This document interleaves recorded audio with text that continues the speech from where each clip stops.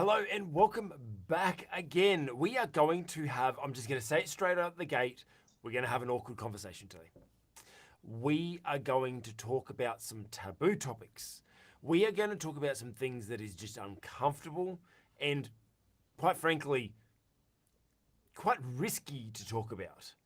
Unfortunately, we as leaders, especially leaders nowadays, we are faced with so much controversy and so much external and internal pressure to say the right things, to follow the line, to avoid talking about certain topics, and it is very difficult for us as leaders to navigate how to actually stay our truth, how to communicate our truth, how to really stand on what we know is true in these times of unrealistic pressures from other people, almost dangerous pressures at some time, and at minimum risky of our own careers and our own financial well-being and the safety and security of our family.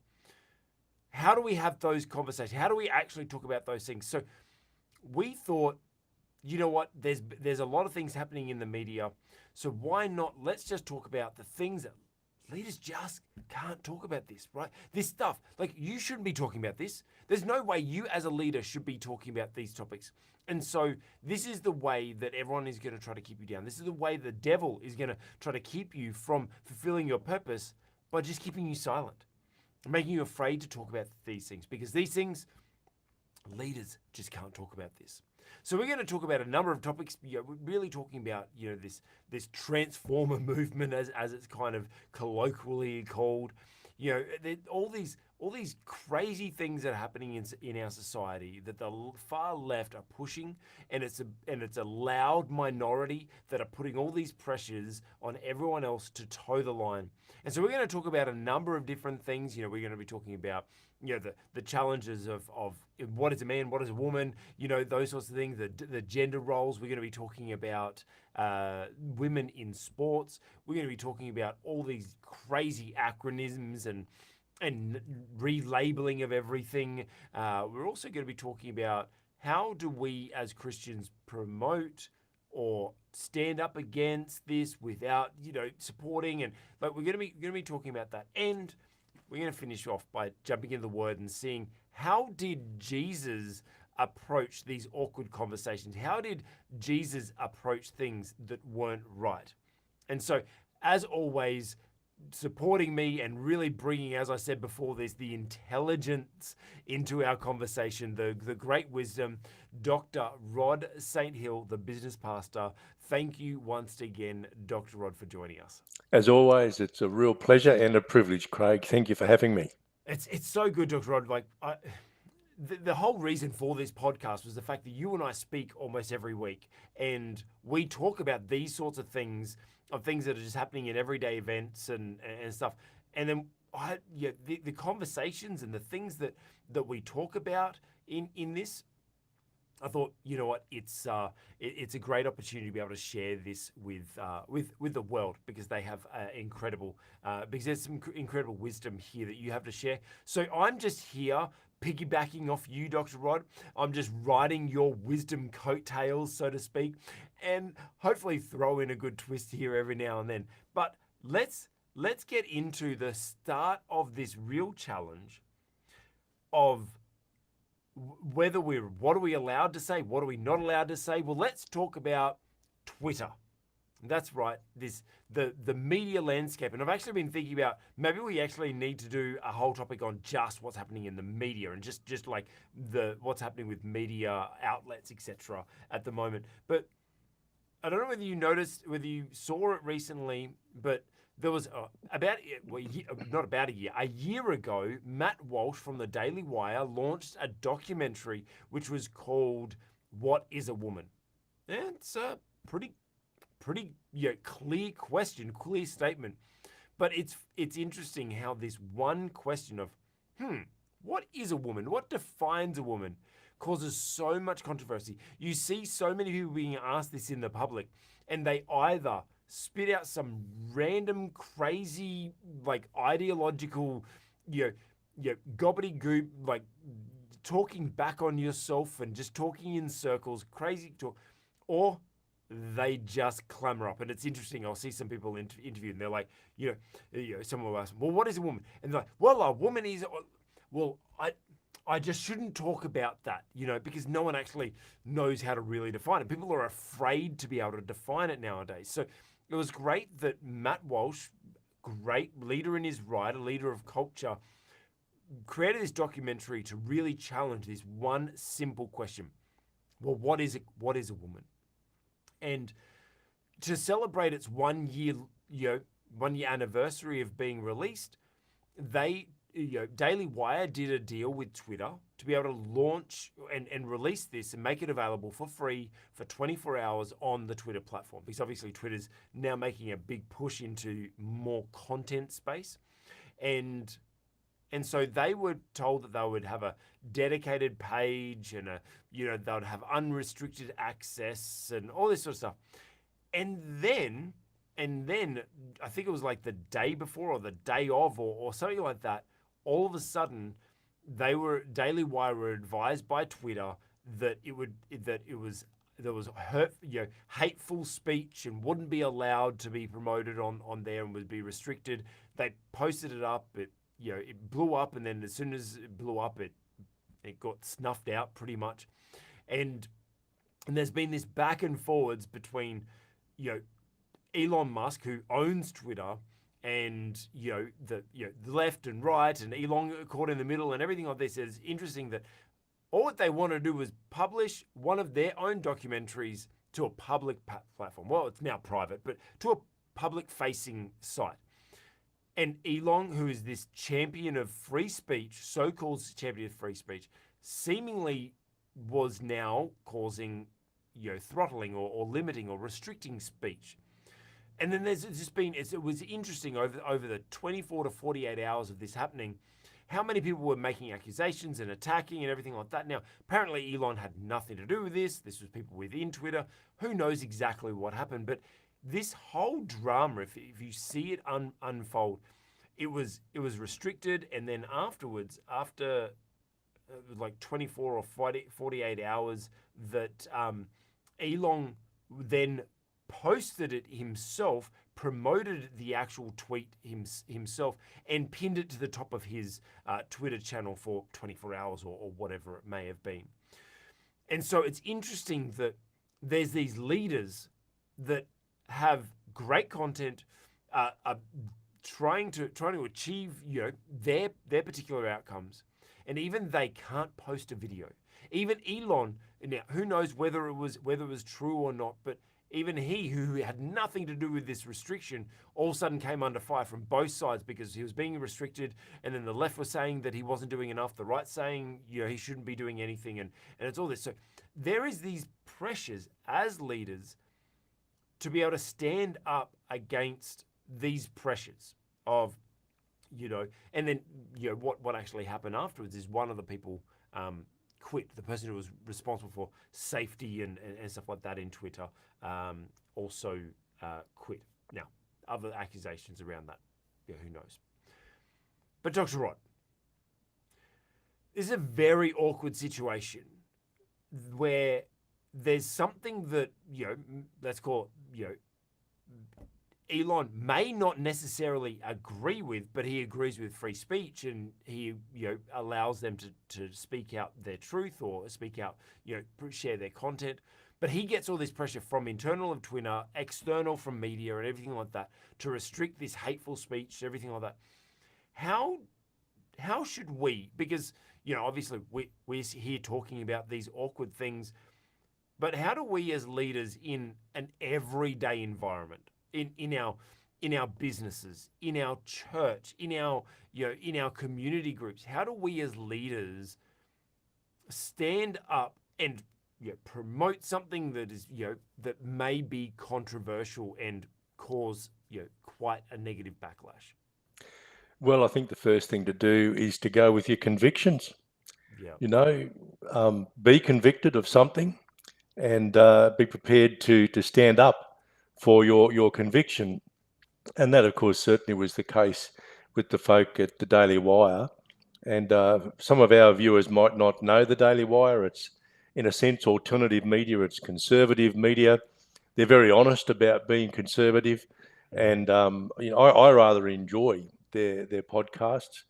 And look, what you tend to find is that everybody who appears on the Daily Wire, they're people of conviction, and they're not afraid to speak out.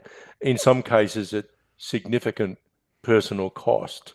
So Matt Walsh, who was if you like, the star of that documentary, What is a Woman, has 24-hour personal security in his private home because he has regular death threats and so on. So he's paying a significant price for going with his conviction.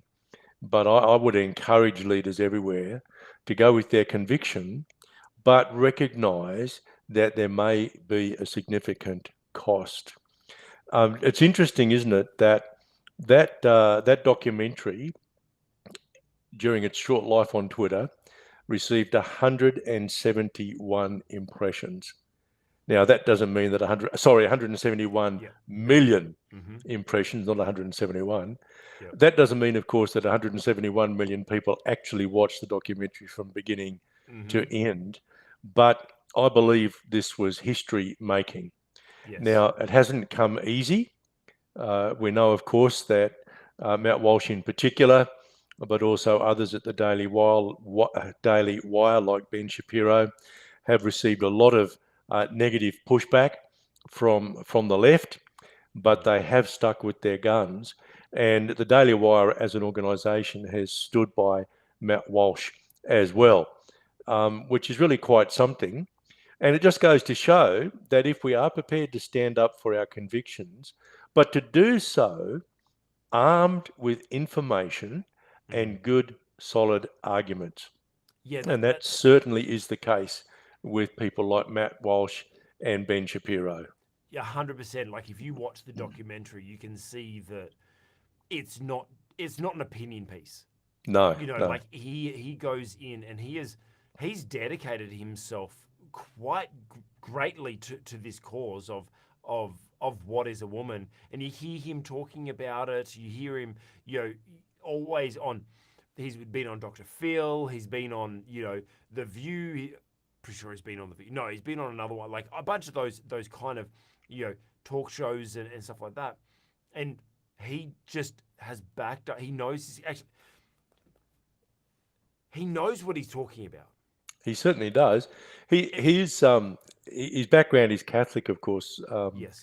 And he's quite. He doesn't claim this, but he's quite something of an apologist. Yes. His apologetics is very, very strong, in my opinion. So he knows. See, this is the thing. We've touched on this in previous podcasts. He knows what he believes, and just as importantly, he knows why he believes it. Yeah. And as leaders, we need to be like that. And Yash, our producer, has just put up, a little bit of a screenshot of what is a woman. Like, go and check it out. Go and, if you want to know how to stand up for your convictions, watch something like this. This is a great example. Now, and go, as always, links for everything are down in the description. Actually, I don't think I linked directly to What is a Woman. So, Yash, if you want to chuck in that link in the description as well. Now, we talk about convictions, but Dr. Rod, how do we know what our convictions are? If that makes sense. Like how do you know? Yeah. What am I convicted about, or what am I just opinionated about? What am I convicted about, or what am I just I've picked up somewhere from someone at some point, and it's just an opinion that I picked up from someone? Oh, look, I think the best way is to spend some time thinking about it. Yeah. As a dad and a grandfather, I've had plenty of opportunities to think about many, many issues as they pertain to family life, to career, and certainly to church life as well as a pastor in more recent years. But I think we start really by thinking issues through and also discussing them with others. and being aware of what's happening in the media in relation to current affairs, what's happening politically, and so on. Mm-hmm. And so, what is the we're talking about what is a woman, but what's the difference between a conviction and an opinion? Look, they're very closely related. I would say that an opinion is simply not as well researched as Yeah. a conviction, Okay. and therefore an opinion is something that is more likely to shift than a conviction. We come to a conviction after we've done our research Yeah. and researched the pros and the cons, and particularly researched what the Bible might have to say about a particular issue or a topic or an action. I would say like 100% correct. What I would add to that for me is I think if I think about the things that I'm convicted in or with or of, whatever the correct grammar is there, um, the things that I'm truly like, I'll stand on a rock are things that I have experienced, and I've had. I hate to use this word because it is actually kind of over spiritualizing it, but I've had an encounter, right? Whether it be a spiritual encounter or I've had an encounter with a person. So for example, our mission is to eradicate poor leadership. I have a conviction about that because I have had too many negative encounters under poor leadership. I've had too many encounters with people that they have had encounters under poor leadership and they've been hurt by it, damaged by it, not fulfilling their purpose, not feeling fulfilled in life, like out of a relationship with Christ, all those things. Like the reason why I'm convicted about those things is because I've had an encounter with it. I've had an experience, a personal experience with it. When I talk about Jesus,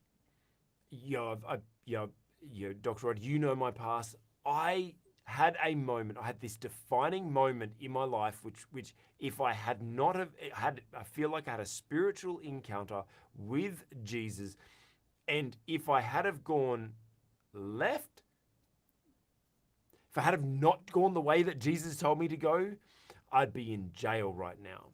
And nobody, like, that's not like, I'd probably be in jail. No, no, no, no. I would be in jail. He saved me from that. And ever since that, I had this encounter, I had this experience that I'm convicted to knowing I know Jesus, not only is Jesus real, but he saves, and he saves now, not just for salvation. He saves us now.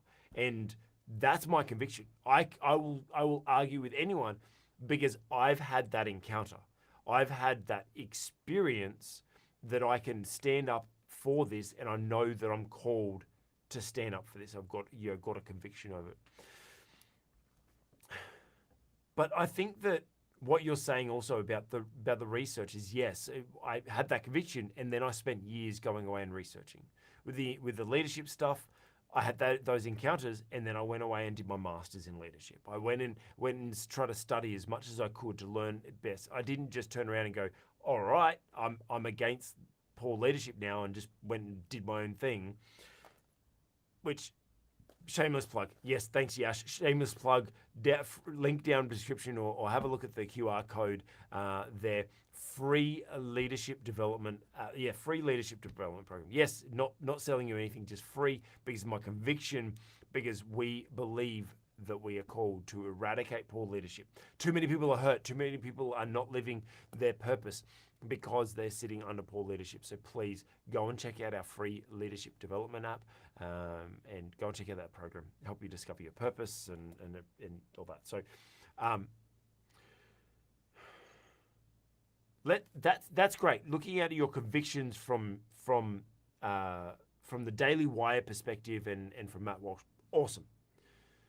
What about someone like Elon? Because while Elon seems to be presenting himself with a lot more conservative views, everything like that, he's always been a self-professed left, right? He's always called himself that in previous. He's saying that he's becoming more moderate now, but he's a man that has a conviction for free speech.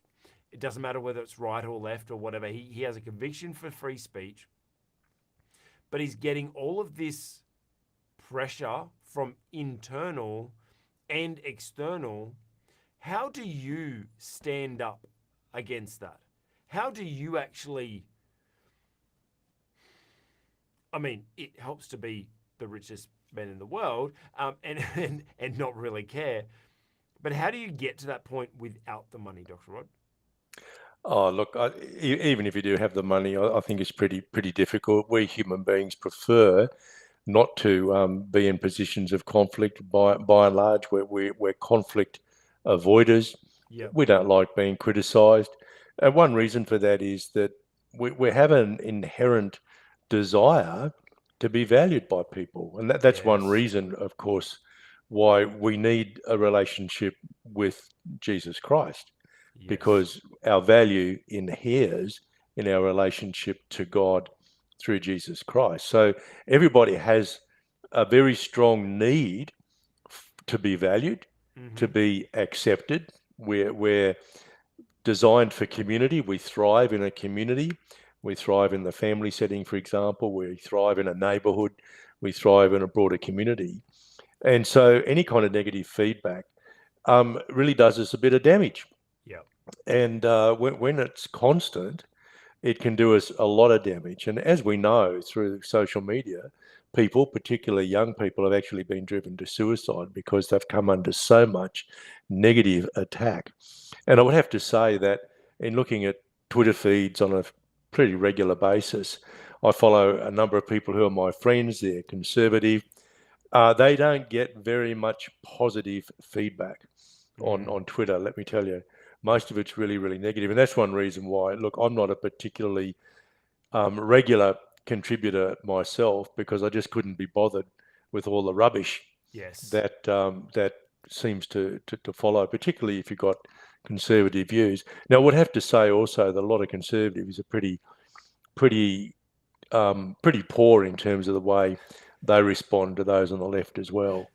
Yes. Look, I think it's very difficult. I do think one of the issues that he has to deal with is culture. Yeah. So obviously, Twitter and the other major social media platforms have been very strongly acculturated towards the left, even Yes. towards the far left. Yep. And Elon Musk has come along and bought Twitter. And as we mentioned a couple of weeks ago, it's worth about half what he paid for it now. And there are lots and lots of advertisers who are a little bit wondering whether they should continue to advertise and so on. And quite clearly with this incident over what is a woman, the culture hasn't shifted quite to the degree that he would like it to. Because I think he was obviously quite embarrassed by what happened. Yeah. It went against his wishes.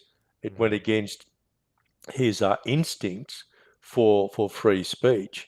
And as we saw, there was a senior executive who resigned over it, whose job it was to oversee that whole area of what we might call censorship.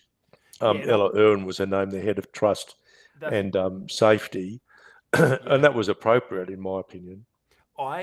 Now that being said, there was something that Tim Pool said on Timcast that actually I thought was, I really enjoy watching Tim because he tries to see things from all different perspectives. He does that, and so what he said is that person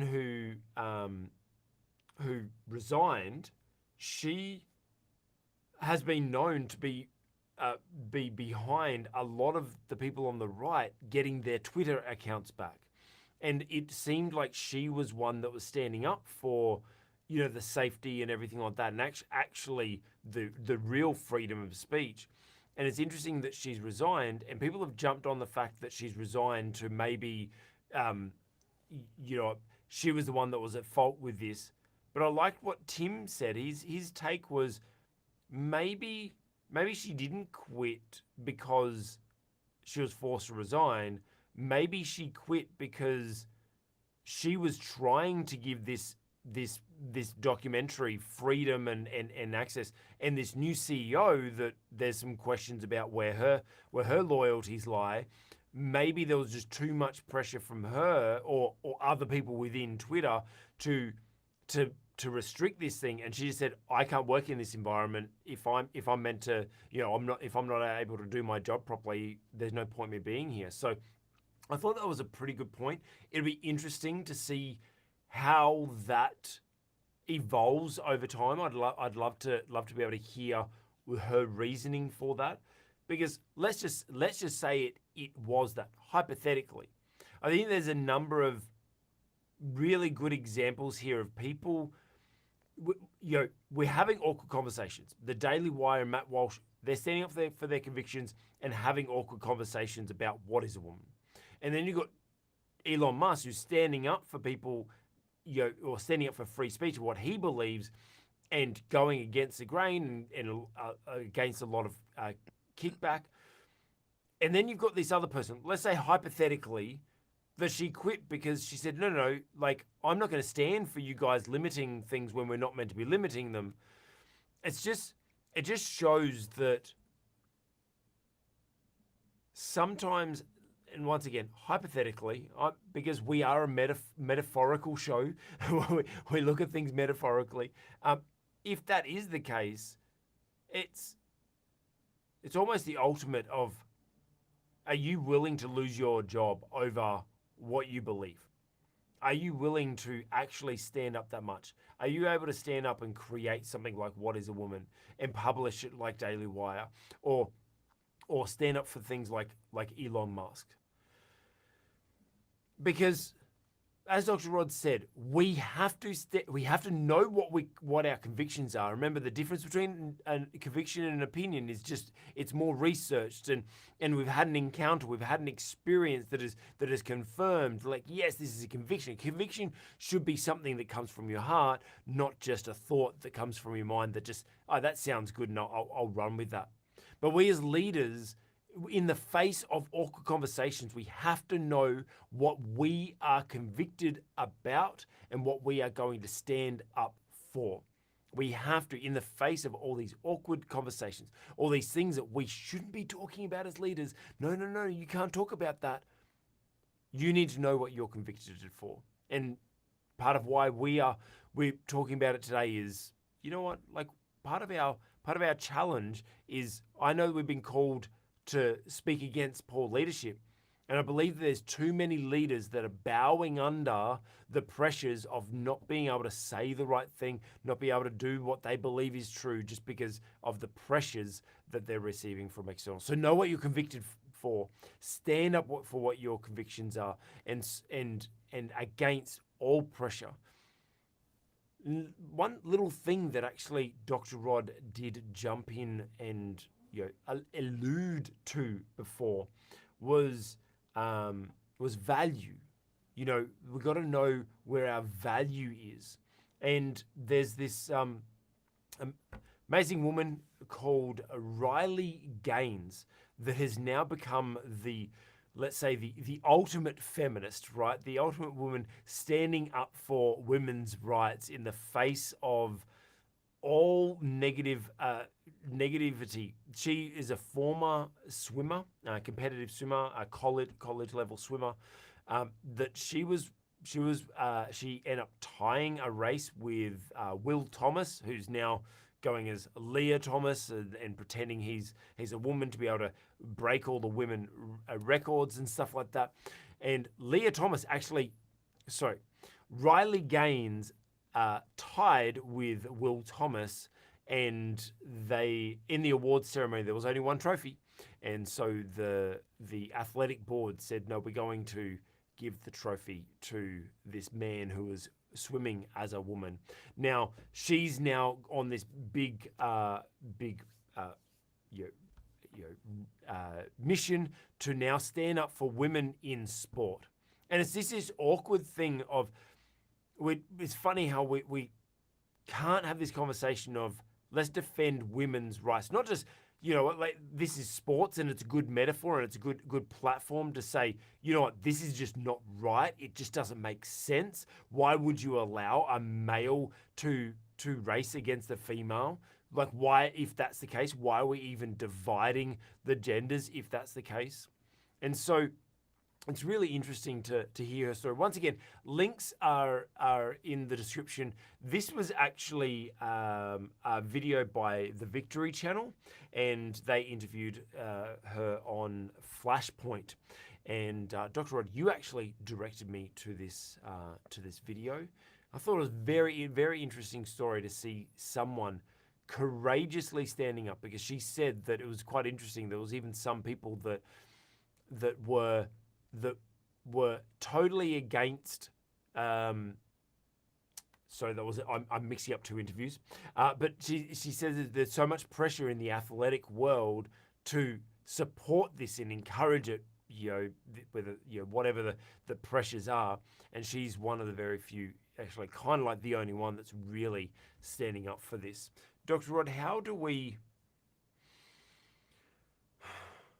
defending women's rights or defending women in sports does seem to be something that is quite an important cause to fight for.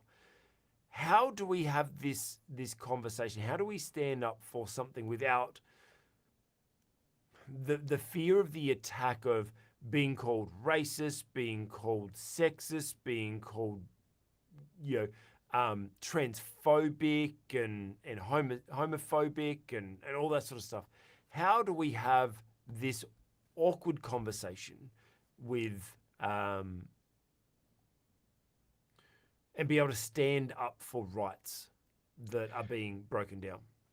Well, again, I think it's based on conviction. In this case, we've got scientific evidence on the side of those who believe that there are significant biological differences between men and women, and transgender women in particular competing against biological women in the sporting arenas has really brought this to the fore. Yep. It's absolutely impossible to argue against the science that demonstrates easily and regularly, of course, that biological men and women, we're different. And biological men in particular are stronger. And that's one reason why they can swim faster, they can run faster, they can jump higher. If you have a look at any competitive sport, generally speaking, the records that are set by men far exceed those of women because there are physical differences between the two. Yeah.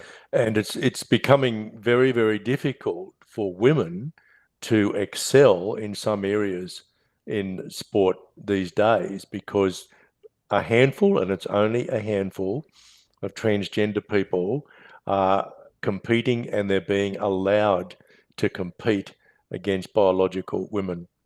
Now, my conviction is that women matter. They matter to God. And their sport matters to God, and therefore, look, I don't have any problem with the various sporting organisations establishing, say, an open round where anybody can compete, and that's where the transgender people should be free to compete. But they shouldn't be competing in women's events, particularly in areas like athletics, swimming and other athletic events where the biological differences give men a significant advantage over women.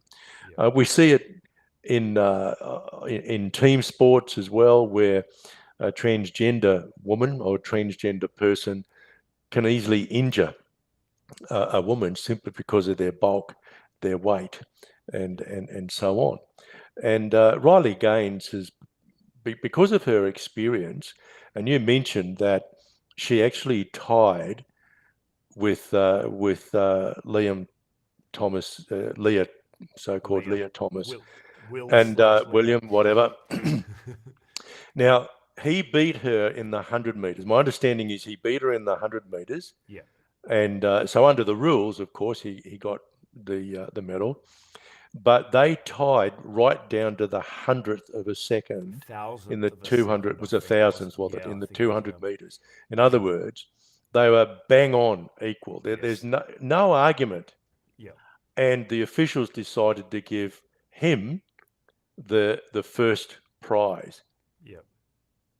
And I mean, that is just it absolutely defies any common sense, any sense of logic or justice.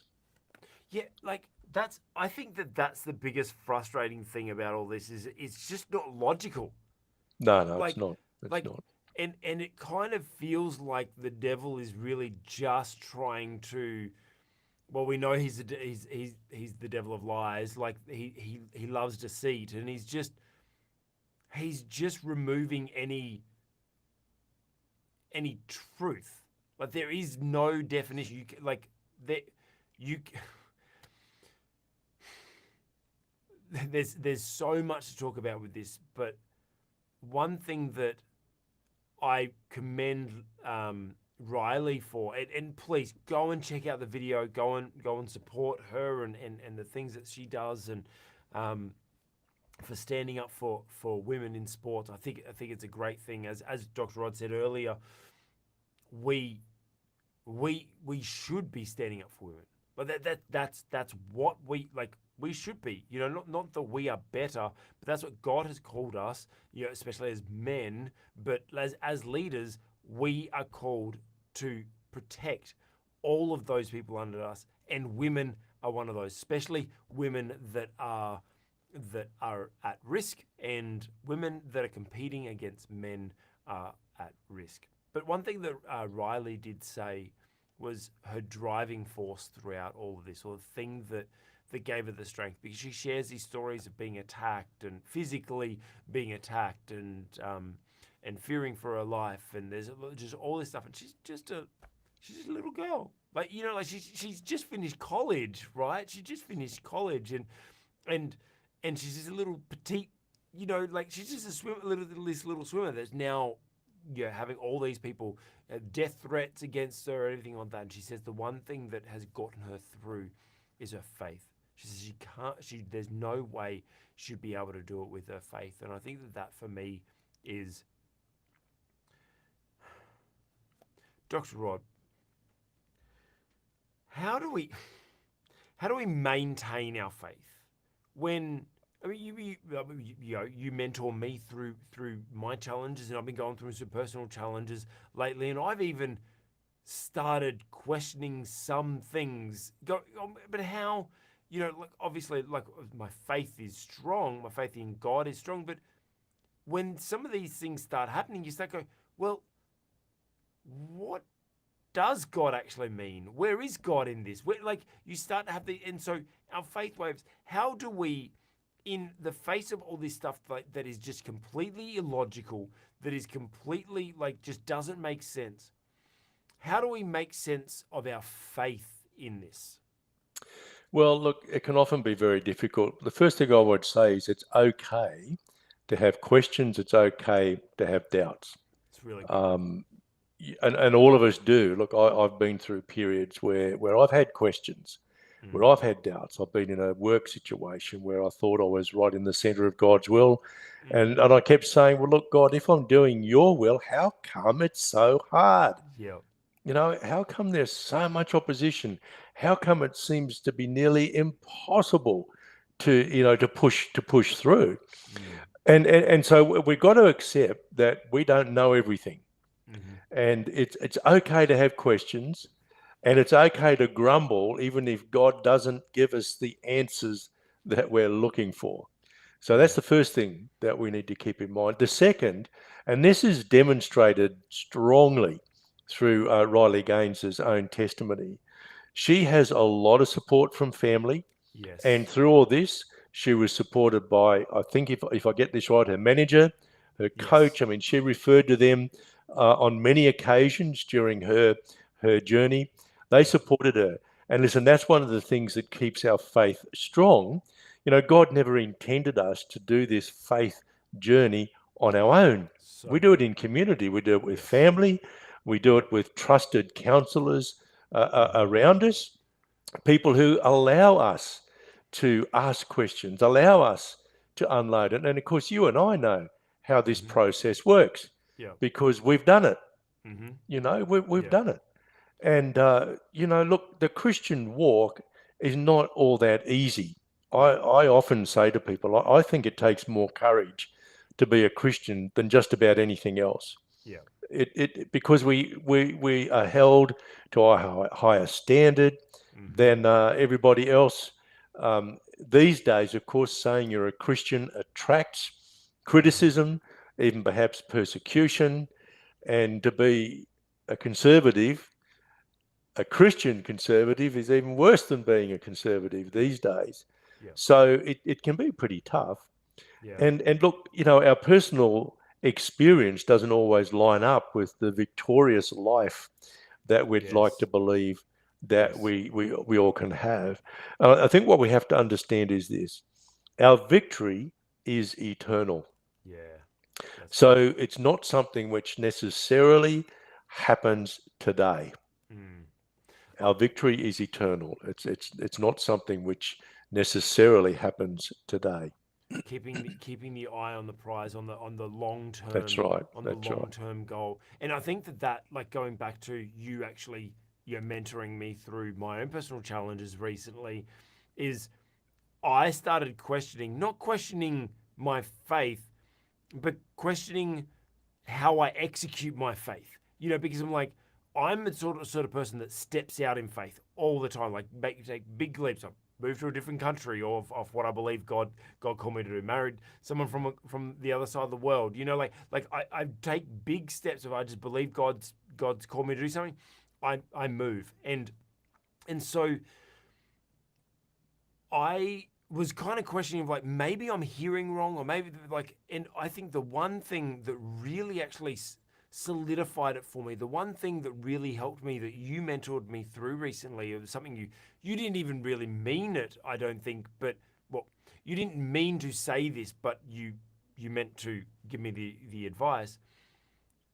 What you said allowed me to understand the purpose in the situation.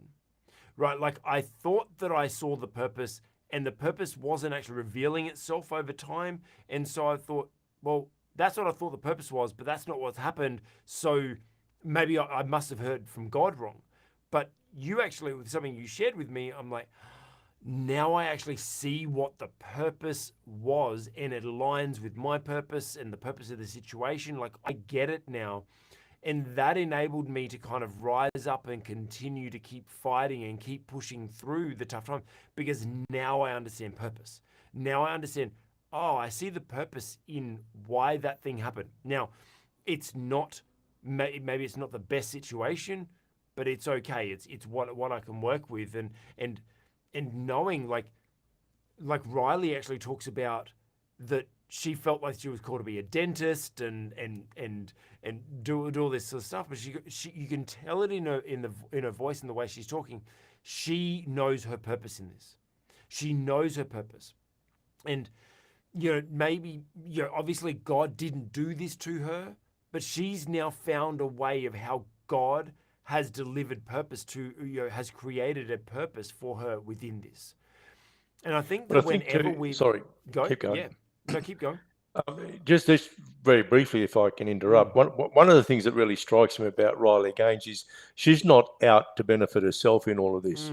She intends to do dentistry, right? Yes. She's going to go to school and study dentistry, but right now she's doing something for others. Yeah.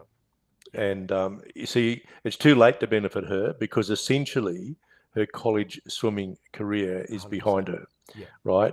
That's the way things work at the college level in sports for many, many people. But what she's now doing is she's risking a lot in order to help many, many others. Yeah. And I tell you what, that can be a wonderful motivator for you as well. That when you know that what you are doing is likely to make the path easier for those who follow, you can withstand a lot of pushback, a lot of opposition, when you know that what you are doing is going to make it easier for those who come after you. Yeah, 100%. So when we as leaders are standing up against and fighting against something that it doesn't seem to be right, or it seems to be so illogical, but we need to stand up for those things. We need to stand on our faith, have our faith in God, but also understand the purpose in the situation so that we can actually pursue it out. And as Dr. Rod said, make sure that purpose is focused on the benefit for other people, not just for ourselves. There were some other stories of Matt Walsh actually interviewed one of Will Thomas's former swimming teammates, I suppose you could call them, and so go and check out those links below and check out those stories. That was actually really interesting. The one bit that I kind of grabbed out of that was the pressure that the rest of the team felt to support what was happening, and it was interesting how they would be crying. That they share these stories of people crying, going to the athletic council's office, and then coming out happy and saying that this is the greatest thing on planet Earth. I wonder what happened in those meetings.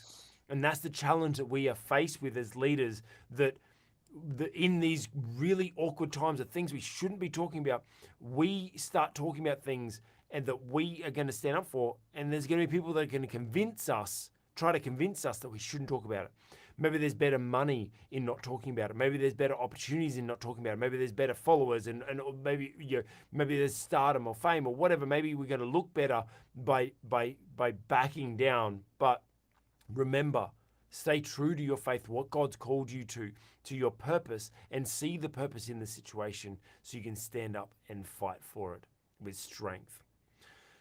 Talking about what is not logical. And what is not logical is, I know, look, we said tonight, we are going to talk about things that are awkward. We're going to talk about things that you shouldn't be allowed to talk about. We're going to talk about things that leaders shouldn't talk about this, right? Like, we should not be talking about this. However, I want to talk to you about the acronym. Yes, that big acronym, the LGBTQ. The alphabet, right? The alphabet acronym. And there was actually an interesting piece done by Rita Panahi. Yeah. That's the one. Talking about this acronym that is now just blown out of control. It's really interesting that she's sitting there interviewing a transgender person, and the transgender person is just going, it's too confusing. It's too confusing for me. And they've got these videos of all these people that are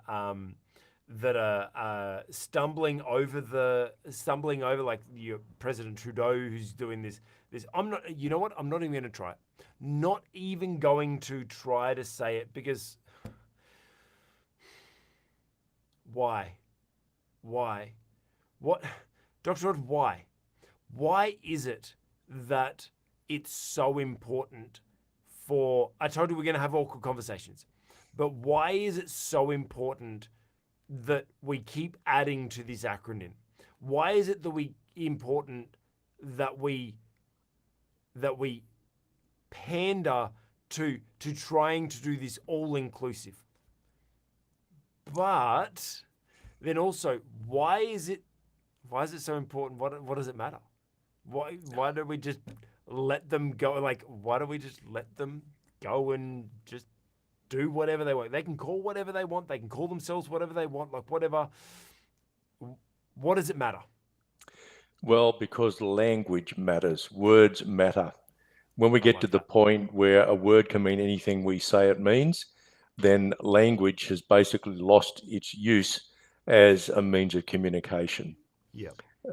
It troubles me greatly that people seem to think they can reinvent the meaning of words. It really does trouble me greatly, because what it means is we can't have a conversation with somebody who disagrees with us. Yeah. And one of the tragedies, I think, of what's been happening politically and socially, particularly in the Western world over the last decade or so, is that language has become so debased that we cannot have a sensible conversation about just about anything. And it certainly happened in terms of gender identity. Yeah. Yeah. Before we get into any of the conversation about it, I think that's just a great point is language is important. Like we as leaders need to have, if there's, I live in the Dominican Republic. I speak basic Spanish, very basic Spanish. My Spanish is not all that great. My 2-year-old, almost 3-year-old son speaks far better Spanish than I do and understands it way better than I do. I understand the importance of language. Like it is, if we don't know the words, I can speak words to someone and they don't understand the words that I'm saying, and so therefore the conversation is rendered mute. Pardon the pun.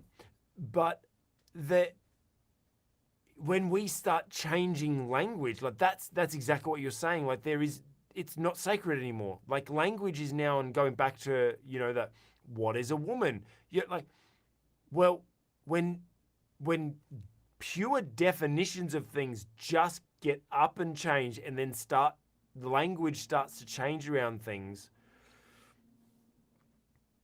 how are we actually meant to have a conversation? Because now words don't mean anything. And if we don't have anything to base meaning on, we can't build on anything. So, Dr. Rod, how do we... I'm going to play another devil's advocate for you here for a moment.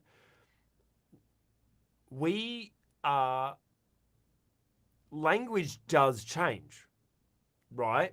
Like you look over centuries, language changes, it evolves over time. There's certain things that, right or wrong, there's some things that we go, like, so for example, the N word, right? It's a good thing that that's evolved outside of our language, to not be part of our language, right? Like, that's a good thing. But then you've got the other side of things that is, like, how do we, what's the difference between good evolution and poor evolution? I don't know. I don't feel that I'm much of an expert in this area. But look, in the area of human sexuality, one of the things that's been happening is that we've become very confused about the difference between sex and gender. Now, gender was originally a property of languages, not the English language. The English language doesn't have genders in it.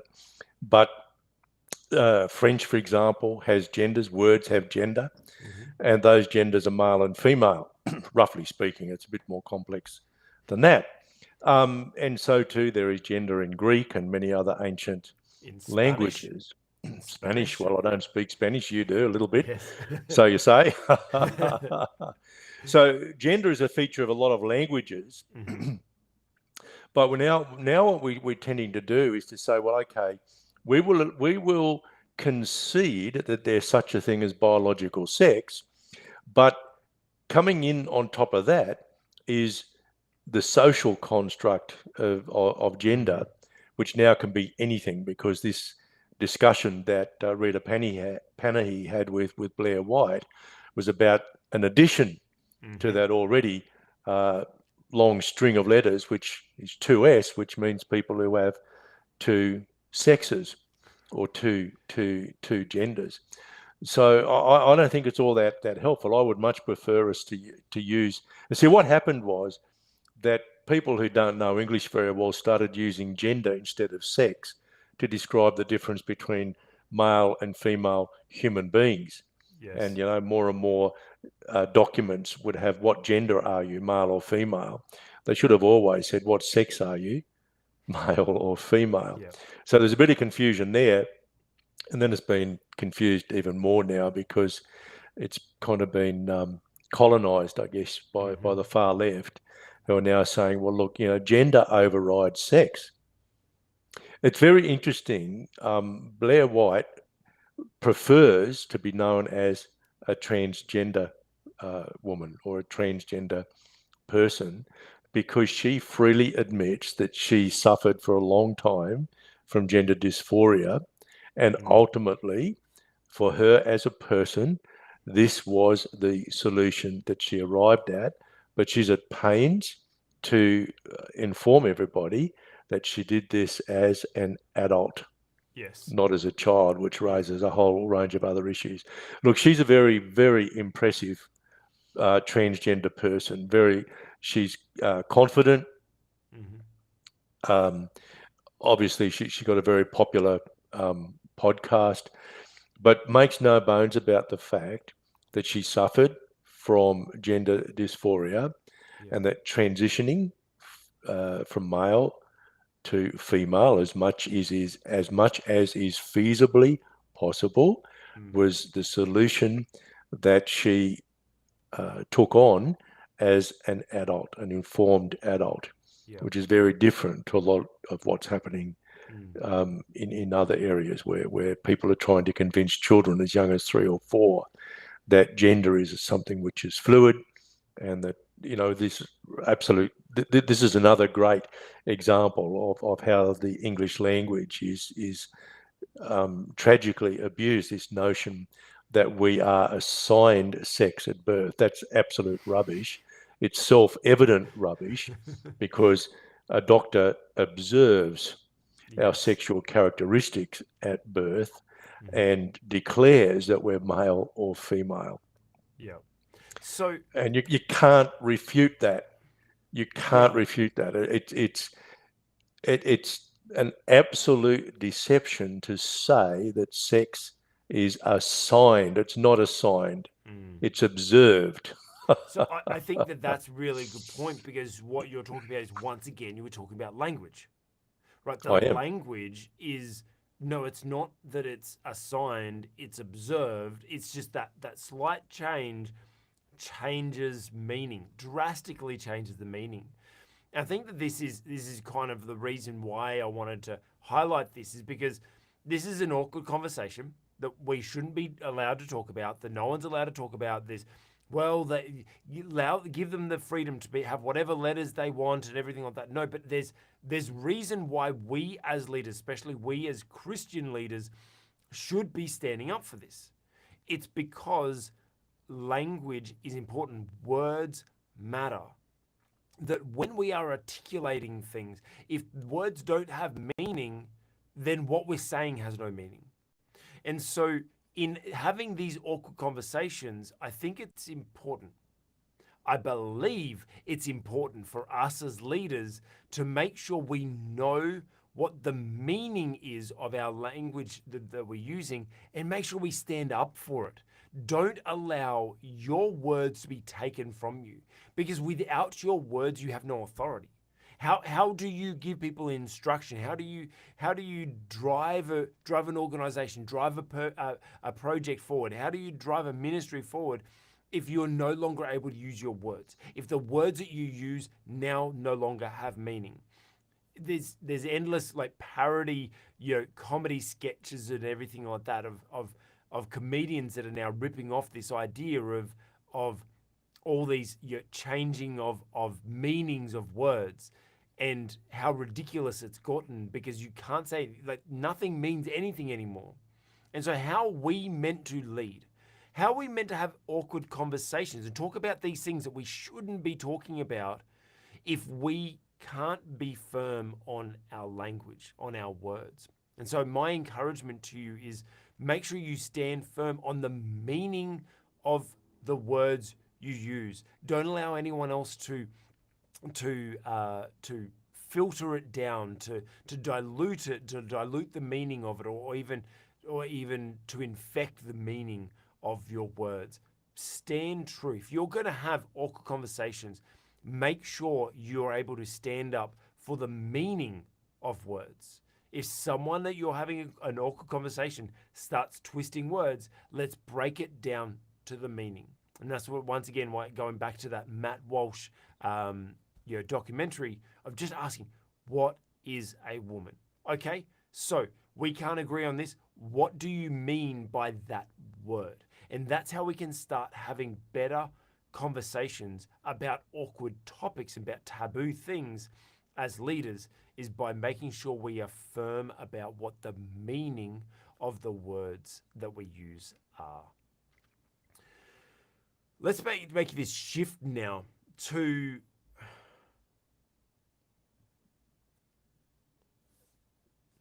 I want to kind of having awkward conversations. We've been having awkward conversations about tough things today. And there's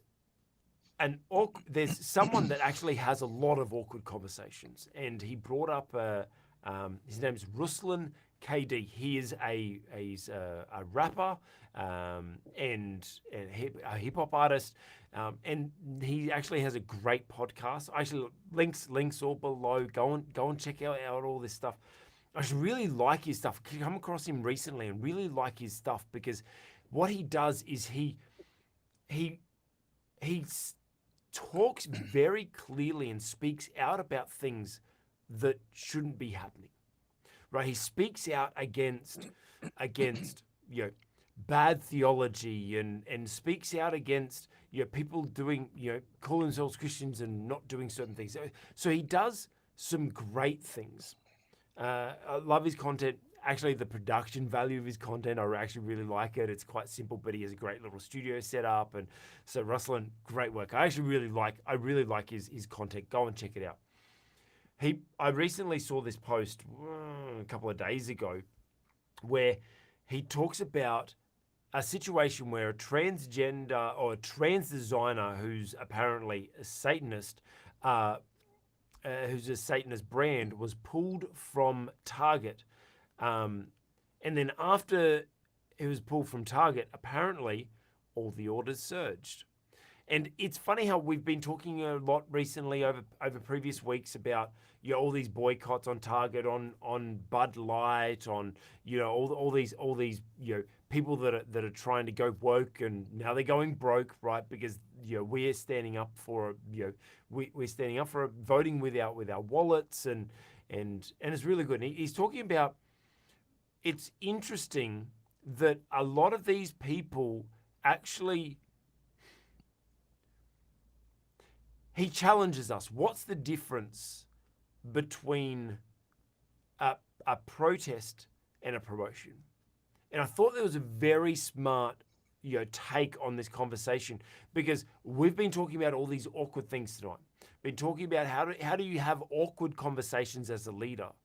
But the reason why I kind of wanted to finish off on this, and we'll get to our Bible verse soon. The reason why I want to finish off with it, I thought it was a perfect cherry on the top of, it's a lesson about all the things we've been talking about today, that we need to address awkward conversations, but we need to be careful. And he has this conversation with Zuby, who's also another artist, and they're talking about how it's really interesting that most of the promotion of all of these, people throwing up in arms, going, I can't believe that they're allowing a trans person or a drag queen to twerk in front of a child, and then they show a photo of it or a video of it, and they're saying both Ruslan and Zubi are having this conversation around, we've got to be careful. Yes, we need to stand up and protest about this stuff, but we shouldn't be promoting it. That it's funny that if you look at most of the people, if you find this content anywhere, you'll most likely find this content on a conservative platform. Conservatives are actually giving this exposure.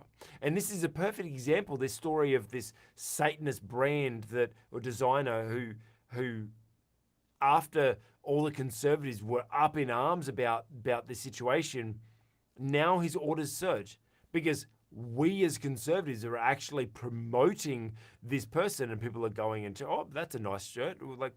I'll go check that out.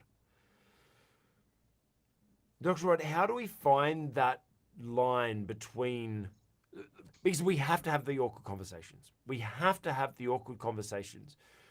And I believe that some of us, not all of us, but some of us are called to call out certain behaviors, like we've spoken about before. We believe that we've been called to call out poor leadership, that behavior. But how do we find that balance between standing up for something or protesting against something and just flat out promoting it? Look, I thought that was a really thoughtful podcast. The points that Zuby made there were really worth hearing. And I'd strongly encourage folk who are watching this podcast to get on and have a look at that particular conversation. I think it was eye-opening, very, very thought-provoking. Look, I think this hinges around what we economists would call consumer sovereignty. Yep. Something I learned as a first-year university economics student a long, long time ago, before you were born, Craig. Must have been a long time ago. and in a way, what my approach is to exercise what sovereignty I have as a consumer and let the chips fall where they may. So I wouldn't bother going into a Target store at all because there are alternatives. And as you know, I happen to be in the United States at the moment, and there is a Target store not very far from where I'm staying. I haven't been to that Target store since they put the merchandise on display. They did move it to the back of the store, as I understand it. But as a consumer, it's my choice where I spend my dollars. And so as a Christian, I do tend to make informed choices about where I spend my hard-won dollars, and I avoid any business that doesn't align with my views. Now, it is impossible to avoid them all. It's not that easy. And so it's not something I make a religion of, and I certainly don't criticize other people if they don't have exactly the same approach that I do. Now, there's a bit of a difference, I think, between exercising our sovereignty as individual consumers, and that certainly happened, say, with Bud Light, and it's partly what's happened with Target. And I should correct something I said last week. I said their market capitalization had fallen by between $15 and $19 billion. It was $10 billion. It was still a lot of money. Still a lot, that's lot large more cash than you and I have. Yeah, I reckon. But see, that's just the outcome of consumers exercising their sovereignty. They've got what you might call dollar votes, and they spend those dollar votes where they will. Now, I think one of the issues that Zuby was identifying here is that activists can unwittingly promote what it is that they're trying to suppress. That's not so much a criticism of consumers per se. And that's what, again, to bring some economic language to bear, that's just what we would call a spillover effect. In other words, there's an unintended effect that's come as a result of our actions. Now, the activists might counter-argue, but we managed to convince enough people to exercise their sovereignty as consumers to force Target to change the way in which they were promoting these particular products. And by the way, and again, my reference here is to the Daily Wire. The Daily Wire reports that there are quite a few large corporations that are really not going hard at all on this Pride Month. So they're not really celebrating it as corporations in the same way that they were, say, last year or the year before. Now, I think that's largely the result of consumers exercising their sovereignty. I did hear one economist whose name escapes me, and I've never read any of his work, say that it was economic terrorism. That's just garbage. And if I was his head of department, I'd do everything I could to sack him for being such an ignorant person about basic economics. Economic terrorism is burning down buildings. Oh, okay. That's what economic terrorism is. Okay. And there's nobody burning down buildings on the conservative side. These people are exercising their sovereignty as consumers, and he should go and read a first-year economics textbook and get his terminology right. I mean, he was an absolute disgrace to the economics profession. He had an Australian accent too, by the way, so I might try and do some research and find out how he escaped from Australia and wound up at a US institution of higher learning. But crikey, if you're one of his students, I'd stop going to his classes, that's for sure. Look, consumer sovereignty is a strong thing. Absolutely. Don't go to his lectures. And you're a marketer. That Mm-hmm. well, one of the things you do a lot of good marketing, digital marketing in particular. And what you're trying to do, of course, is to work with consumers Mm. to exercise their sovereignty in a way that suits you. Yes. So you're trying to influence. You're an influencer. Good marketers are influencers. Yeah.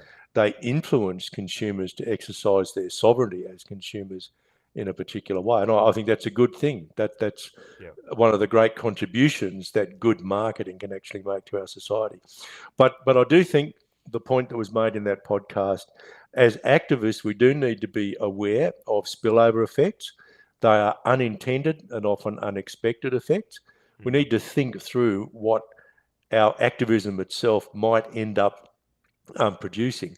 And by the way, the activism by the far left, of course, has produced a bit of a pendulum swing. And I think we're beginning to see just the very early stages of a swing back Mm. to a little bit more conservatism. I think we probably have to wait around for another couple of years yet to see where it goes. But I think there are going to be a lot of politicians out in the cold within the next few years, and I suspect there will be a few so-called conservative political parties, particularly in my country, Australia, that might find they've got basically no supporters at all and no votes in upcoming elections because they've chosen to move to the left, and they're not winning votes by doing it. And I suspect that we'll see a splintering of conservative votes in many, many countries. And ultimately, I think what will happen is we will see new conservative political parties rise to take place of those that are really only conservative in name today. But all of this is consumers exercising their sovereignty, and that is a good thing. Mm. So one thing that I really like what they were talking about, both Ruslan and Zubi, was that it seems like sometimes why are we doing it? Like why are we actually doing it? Because are we just doing it for views? Are we just showing this thing because it's trending and we want to get views and shock factor and all that sort of stuff? Well, we're doing it for the wrong reason. But if you actually really want to protest it, speak out about bad behavior. Actually, I talk about this a lot in our free leadership development program. Yes, link in description. Shameless plug yet again. I speak about this a lot when I'm speaking against poor leadership. Is that I speak about the behavior. We try to separate the person and the behavior, right? Poor leadership is not a person; it's a behavior. And there's a lot of times that I won't actually share stories. And the challenge is I'm a storyteller. I love to tell stories and I love to go into detail about my experiences so that you can learn to use it as a metaphor so you can learn. That's how I teach everything. However, when I start talking about my experiences with poor leadership, I get a little vague with what I'm talking about. I try to not share too much detail. I try to talk in generalities so that I'm not actually really talking about the actual situation because I don't want to give light to that situation, negative or positive or anything like that. I just don't want to highlight it. I can still talk about the behaviors and separate it from the actual event. And so if you feel like you're called to stand up against something in this time of having all these awkward conversations, make sure you're speaking against the behavior rather than talking about the actual situation, because we could be giving the situation promotion rather than protest. And so I think that we as leaders, when we have awkward conversations, we need to catch ourselves. Are we doing the bidding of the devil, so to speak, by sharing this out? Should I be filtering what I share and speak against the behavior rather than actually sharing the actual item or the event? And in watching this podcast, I thought it was great. Once again, go and check these guys out. They're awesome. I found that as watching it, I was sitting there in the back of my head going, am I guilty of that? What things have we used that I've used a screenshot of an article that maybe I was promoting the imagery of that event rather than actually, speaking against it. So I need to check myself. And so my challenge to you as a leader is make sure that when you are in this place of standing up against the craziness that's happening in this world, make sure that you are speaking against behavior rather than promoting the actual event.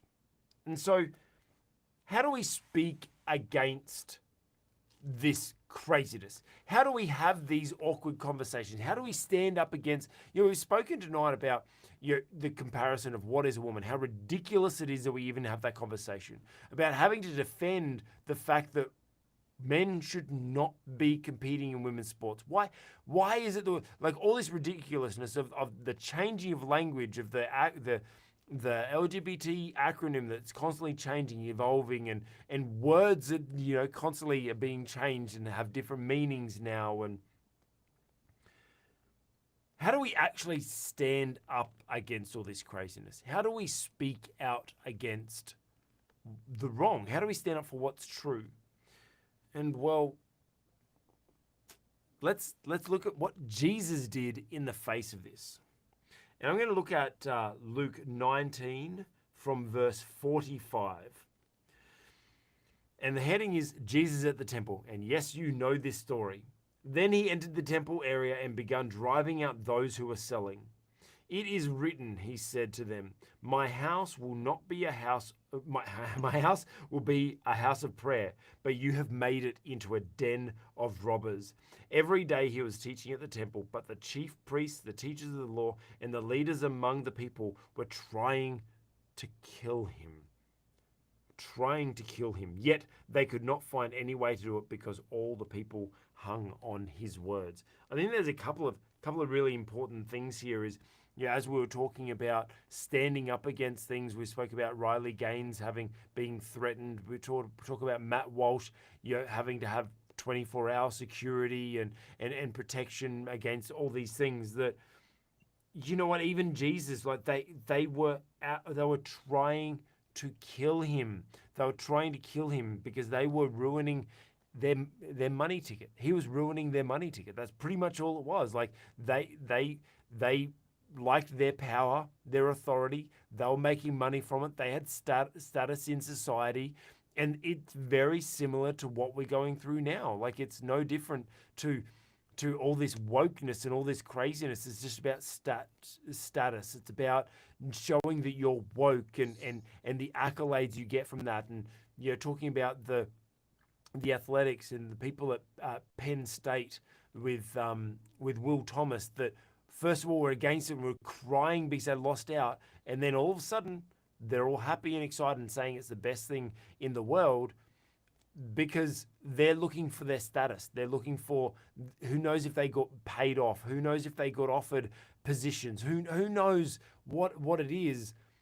But just like the Pharisees that and the chief priests that Jesus was talking about against, they were selling things in the making money off selling offerings to the people in the temple, and it was just pretty much a marketplace and all the other things that they got at. And a couple of things that Jesus does is, like, well, we know he went and turned over the tables. In the other version, he turned over tables and he really got nasty at it all, right?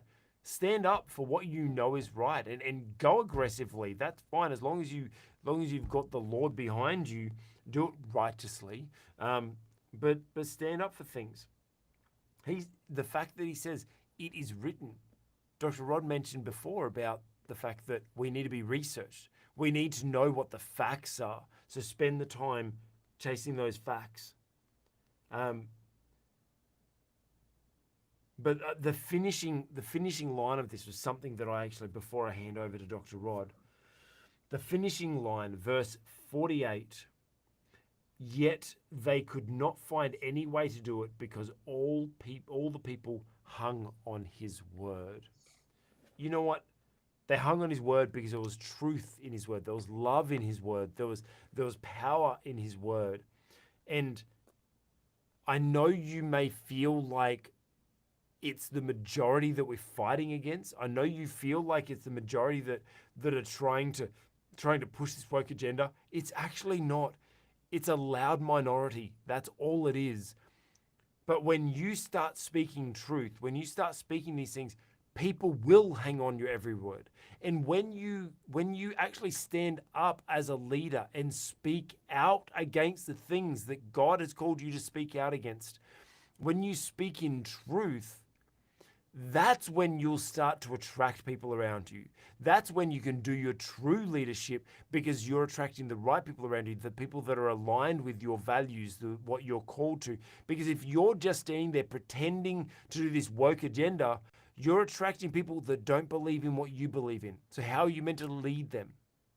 But when you stand up for your truth, not only do people hang on your every word, but the naysayers will become more and more fearful of coming against you, like the teachers were afraid to go against Jesus because he had a crowd around him. He had people that admired him, that appreciated, that valued what he had to say. Dr. Rod, what do you take from that verse as a lesson for leaders? Well, really, all I can say is ditto what you've shared with us. Jesus knew who he was, and he knew what his purpose was. And that is really what drove him during the entirety of his ministry. People were trying to kill him from the very beginning of his public ministry. I don't think they tried to kill him over changing the water into wine. No. But it wasn't too long when he stood up in the synagogue and read from the scriptures. That was when he started to upset people. Yeah. And they were upset primarily because he threatened the establishment. He threatened to undermine the establishment. The establishment was built on power and wealth, which was obtained unjustly. And he stood against that.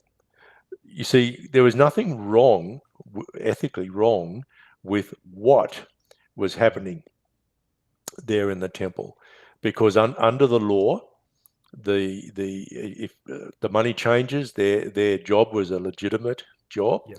To change the money into the right currency. It had to be the temple currency. Yep. That was fine. The selling of doves, for example, that was fine as well, because under the law, if you had to travel a long way to get to Jerusalem 3 times every year as a male, you didn't have to bring the animals for sacrifice. You could actually buy them there.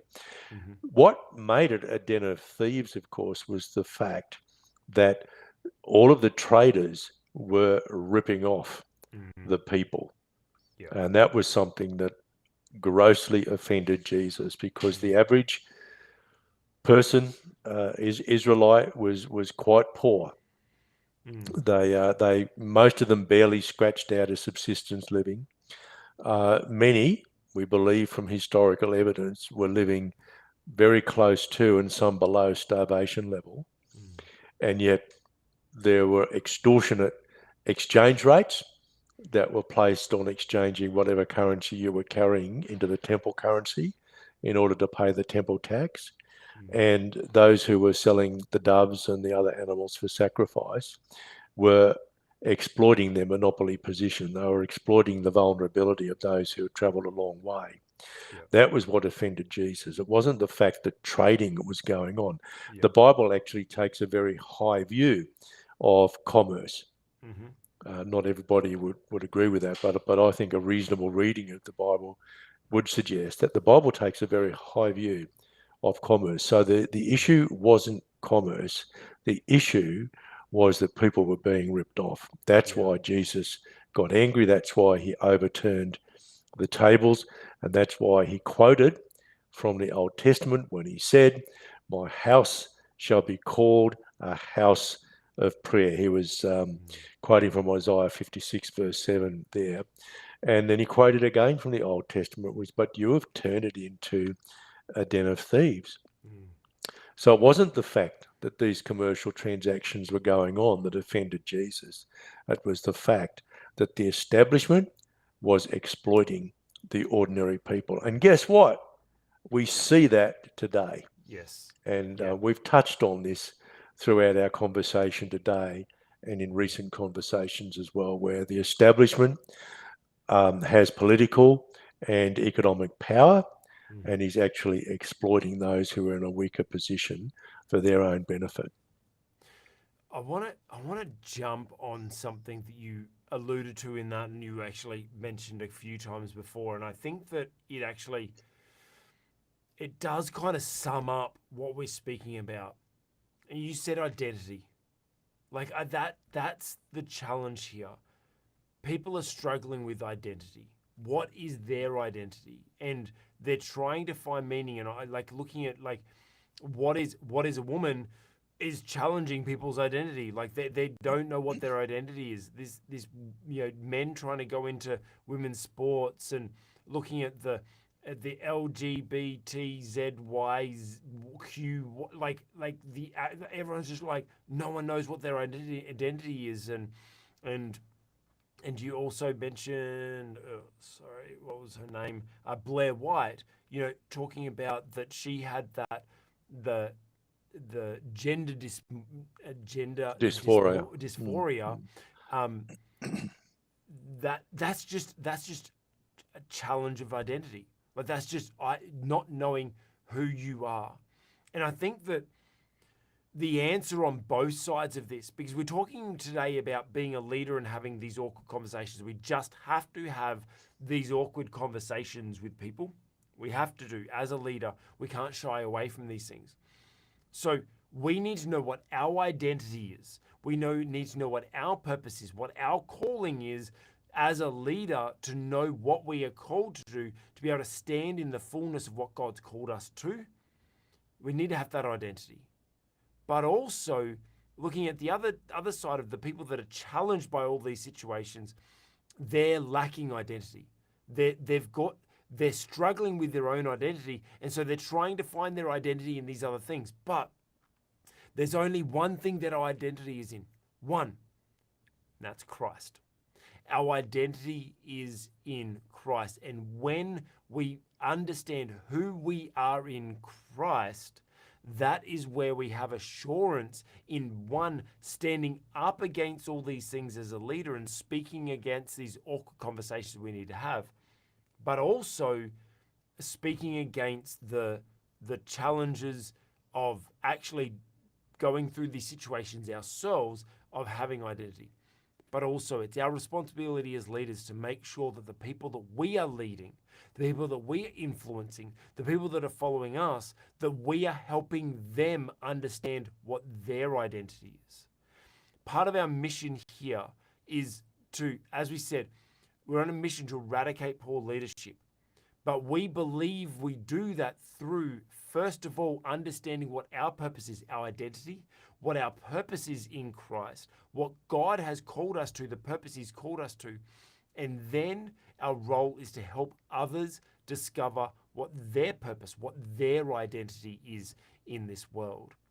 And that only when we live in our truth, live in our purpose, live in our identity, and help others live out their truth, live on their purpose with identity in Christ, can we see true fulfillment. And that is what real leadership is. If you want to figure out, if you want to learn out any more about how to do that, our free leadership development program down in the description, or here, check out the QR code there. Yes, we've got a free leadership development program where we first spend the first 10 weeks on teaching you how to understand what your purpose, what your calling is in life.